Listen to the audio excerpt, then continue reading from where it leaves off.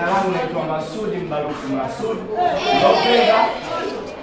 Ni mwanafunzi ambaye nilihitimu shule hii ya sekondari ya Mbezini.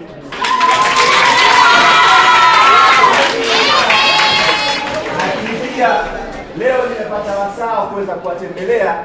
Binafsi yangu nimefaidika sana kwa sababu usoni na kunifanya leo hii kuwa bora hapa nilikofika. Kuna mwalimu Pierre, makofi kwake. Kuna Madam Perpetua. Lakini pia kaka yenu kwa sasa ni kiongozi wenu wa serikali ya mtaa hii ya Mshikamano. Niko kama mjumbe wa serikali ya mtaa Mshikamano. Kuwa hapa Mbezini leo hii binafsi nimefarijika sana. Na machache ya kuwahusia kwa sababu binafsi huku mimi nimepita, si ndio? Ndio. Na mpaka leo hii nimeaminiwa na serikali ni kwamba nilelelewa vizuri na nikawa mwanafunzi bora kusikiliza wasemayo walimu wangu, si ndio? Ndio. Hata mimi pia leo hii nawahusia wadogo zangu, someni kwa bidii, fanyeni jitihada, wasikilizeni walimu wenu, wasikilizeni wazazi nyumbani, msiwe na makando kando. Ama kwa hakika hapa ndani namuona Rais wa Jamhuri ya Muungano wa Tanzania.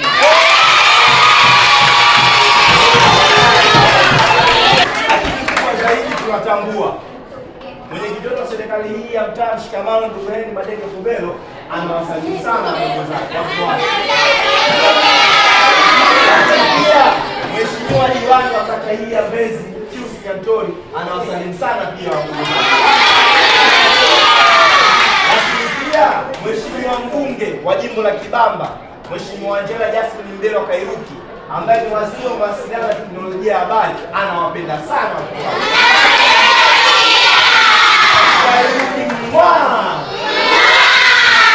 Pia kwa kumalizia, tunatambua juhudi kubwa anayofanya Mheshimiwa Rais wa Jamhuri ya Muungano wa Tanzania Daktari Samia Suluhu Hassan katika kuiendeleza elimu, si ndio? Ndio. Juhudi kubwa anayofanya Mheshimiwa Rais lazima tuitafsiri kwa vitendo. Tunapotafsiri kwa vitendo inatusaidia sisi kesho na kesho kutwa tunapomaliza form 4.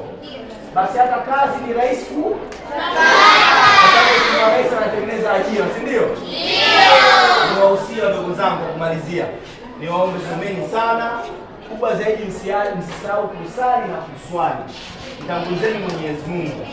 Binafsi kaka yenu nawapenda sana na nawaahidi nitarudi na zawadi ya darasa hili.